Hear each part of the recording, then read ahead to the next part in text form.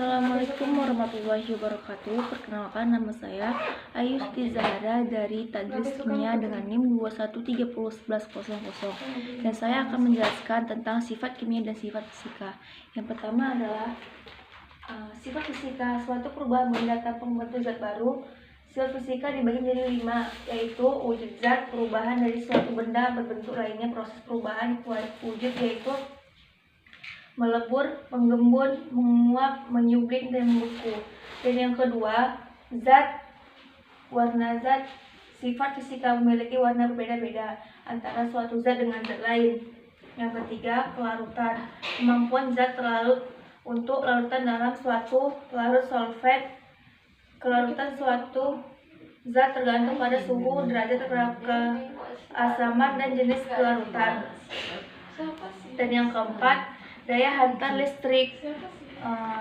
Setiap benda mempunyai sifat penghantar listrik yang berbeda-beda yang dapat menghantarkan listrik dengan baik. Konduktor, contohnya aluminium, tembaga, besi. Sedangkan benda yang sulit menghantarkan listrik dengan disebut isolator, contohnya karet, kayu, dan plastik.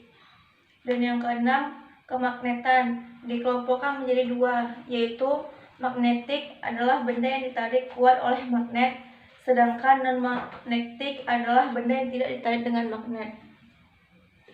Dan yang B, perubahan fisika, perubahan bentuk dalam ukuran suatu zat tapi tidak menghasilkan zat baru. Contohnya membeku, mencair, mengembun, menguap, menyublim, dan mengkristal. Yang ke C, ciri-ciri perubahan fisika. Yang pertama, perubahan yang tidak membentuk zat baru. Dan yang kedua, zat yang berubah dapat berbentuk semula. Dan yang ketiga, perubahan terjadi pada wujud saja tanpa mengubah sifat dan struktur zatnya. Nah, dan yang selanjutnya, sifat kimia. Perubahan yang dialami benda membentuk zat baru. Sifat kimia dibagi menjadi 4, yaitu mudah terbakar, berkarat. Nah, dengan arti mudah terbakar, bahan yang mudah terbakar merupakan bahan yang mereaksi dan beroksigen dan menimbulkan kebakaran. Contohnya minyak tanah, kayu, gas LPG, bensin, dan lain-lainnya. Dan yang kedua, yaitu bermaksud reaksi antara logam dengan air dan oksigen dapat menimbulkan zat pada logam, contohnya besi, seng, dan lain-lainnya. Dan yang ketiga, mudah meledak, yaitu interaksi antara zat yang meledak dengan udara dan api.